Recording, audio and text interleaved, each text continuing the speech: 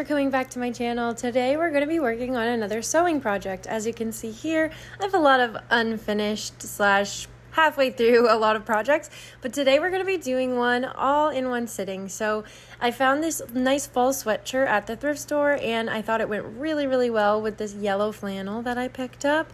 The yellow goes perfectly together and I love the little detail. Also the tan collar of the sweatshirt I think complements the color palette of this flannel as well. And I've been really loving the flannel sweatshirt combo lately. You will see a lot more of these types of projects soon as we get into fall. So the first thing I'm going to do is cut off the sleeves and the side of this flannel. So I'm going to make sure that the fabric's all even and I'm going to mark off where I'm going to cut.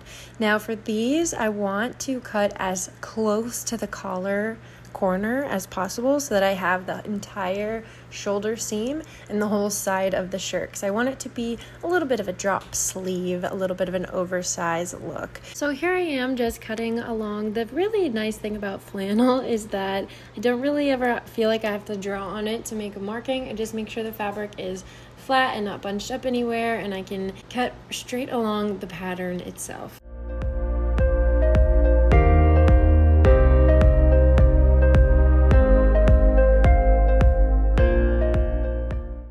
Now, in hindsight, this is something I may have done at the beginning, but I got up to the collar and I realized that I need to cut off the collar. So I'm just going to lay that flat, cut right along the seam that's there, and I'll have the rest of the shirt to work with.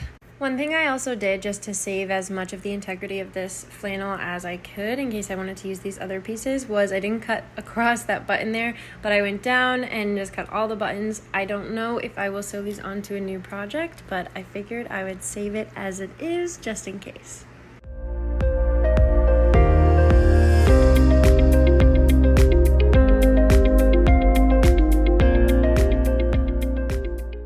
Now I'm just cutting down the back of the side that I started before. You'll see in the next few clips that for the second sleeve I did just cut both layers of the fabric together, but for this first one I just wanted to make sure that I did it all lined up nicely how I wanted and that it came out, and then it was easier to match what I did to the second side.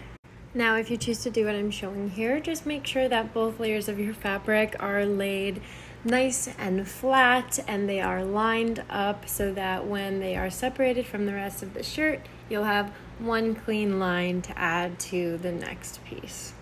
Now the last step with this flannel is just to level off the bottom. As you can see, the flannel has a curved bottom and I'm going to be making it into a sweatshirt with a cuff around the bottom, so I want to make sure that it's one long clean line. This flannel had a little slit on the outside seam, so I just cut right above that to make sure that I had as much length as possible with the bottom being as straight as possible. And now onto the sweatshirt. So the first thing I'm going to do is cut off the bottom cuff and the sleeve cuffs. I will be adding these both back onto the final product, but I'm going to be cutting off the sleeves of the sweatshirt to add the flannel sleeves on, and so I need to remove the cuff before I can do that so I can attach it to everything all together. Now cutting these sleeves is going to be a similar process to the flannel, but instead of cutting it as close to the collar as possible, I'm going to be cutting it as close to the end of the shoulder seam as possible. So you'll see here, I'll be cutting right where the shoulder and the sleeve meet, straight down to the bottom of the sweatshirt. Again, make sure that your fabric layers are lined up well and flat if you're going to be cutting them together, and then just repeat on the other side.